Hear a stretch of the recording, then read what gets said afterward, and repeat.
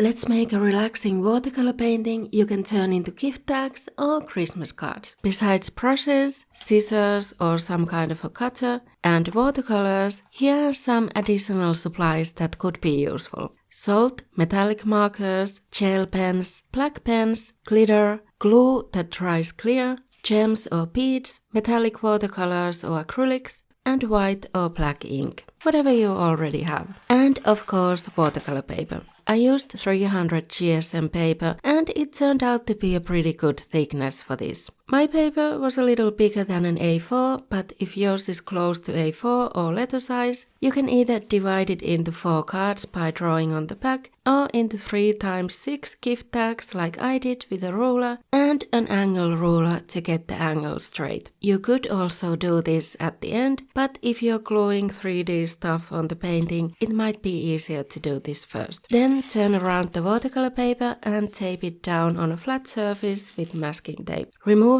some of the adhesive by taping it down onto something else first before putting it on the paper makes the paper less likely to tear when you remove the tape. By the way, I have kinesiology tape on my arm. I didn't realize it was that visible. Now let's get out the watercolors and wet the whole paper with a big brush and just water. And then we'll start painting these wavy stripes across the paper. I suggest you choose analogous colors, meaning colors next to each other on the color wheel, so they look nice when they blend together. If you choose complementary colors on the opposite sides and they blend together on the wet paper, you'll probably end up with brown. I went for purple, blue and a blue-toned red, but if you want to make it more Christmassy, you could go for either greens or reds or blues for a winter sky. I kept painting these wavy lines from the top left towards the bottom right. First with purple, then adding blue stripes between them, and finally filling in the empty spaces with more of a red-purple,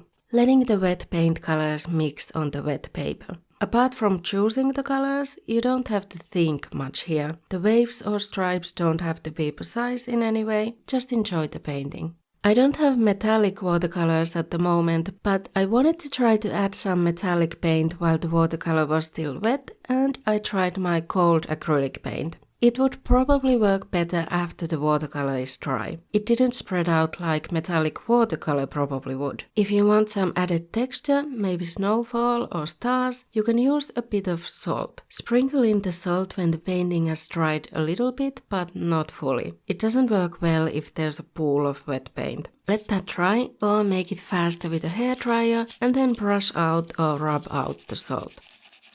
If you have glitter, here's how you can use it. You need liquid glue that dries clear. I'm using matte medium because that's what I have. Pour out some glue on a lid or something and sprinkle in some of the glitter. I thought the gold accents especially would look nice with the purple. Mix them together with a brush you don't really care about because it might get ruined. And when the glue is saturated enough with the glitter, start painting it on the watercolor painting. It could be random parts. I'm trying to paint it on top of the gold stripes I made earlier to make them stand out more. I also did the same with the silver glitter. Then, in addition or instead of the glitter or metallic paint, you could draw some random wavy lines with metallic markers or gel pens. Just use whatever supplies you have. And once that's dry, let's remove the tape. And then turn the paper around and cut out the cards or gift tags with a carpet knife or just scissors. If you want to make them more decorative, you could even use pattern scissors. And now you can start writing the greetings on them or names on the gift tags or greeting on the front and name on the back. For me, the black calligraphy pen turned out to be pretty good for this. But for the darker gift tags, white ink or white marker or white paint might stand out better. For me, the silver marker wasn't that clear, so I wrote over it with the black pen. Gel pens also didn't work so well on this surface. If you're making gift tags, make sure to leave room for the hole punch for tying the tag on the present. The hole could be at the top in the middle or in one corner. Now, if you have those gems or beads, you can use the same liquid glue to attach some of them. I'm using some leftover beads from diamond paintings I finished and placing them by using tweezers so it doesn't make a huge mess. Gently wiping off the excess glue before it dries. The smaller beads could be nice as stars.